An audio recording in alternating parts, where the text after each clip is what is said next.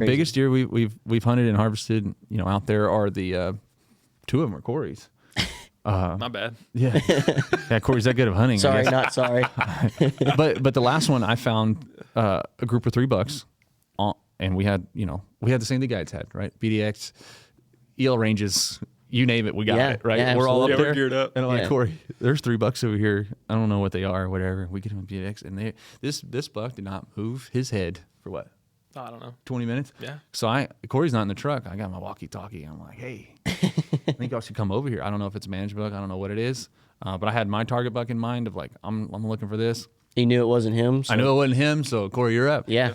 And end up, EL ranges, you're like, 1,200 yards. Okay. I mean, we're on a pretty steep rock. And we come barreling off there with the guide, get down, and we kind of walk this ravine, We get 300 yards back. I hit the guys on top of the rock, that are kind of walking us in, like get another 300 yards. Like we're at 600. I'm like, all right, we're halfway.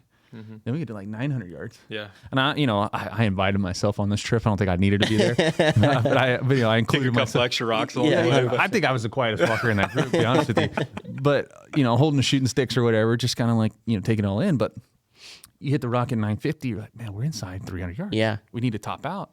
And so we go scaling up this deal, and I'm third in line. But there's this huge dagger, and the guy kind of wiggles up He's there. like, He's "Stay behind the dagger." Behind the line. So we're like single file line, walking up to this dagger. Yeah. So we get the binos up, and we're all like kind of leading after. We're like tree branches, like all of us are. The wind's blowing, we're trying to find him. And he's like, I see him right there.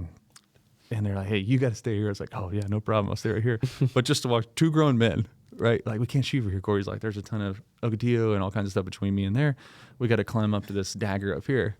I mean, I try to take good pictures of it, but it really doesn't do it justice. But to see 2 grown men, hands and knees, Yeah. Duck walking. ducking, crawling, kicking rocks, shuffling around. I'm like, this is how hard it is to hunt out here. Yeah. And the guide's like, crawled, and he's like, stop, he's looking. And you're like, Yeah, it's funny. 100%. Like, Red light, green light kind of deal. yeah. And then ultimately, Corey peeking out behind this dagger, 270 yards, killing this deer, ended up being the best deer we killed on the whole ranch. And it was a complete kind of Just let's luck of the find draw. out. Let's get out let's here. Just see what happens. And he yeah. wouldn't he was just about to get up, but I mean, Yeah. he was not going to blow out of there. Yeah. And that's what's so intriguing about mule deer for me.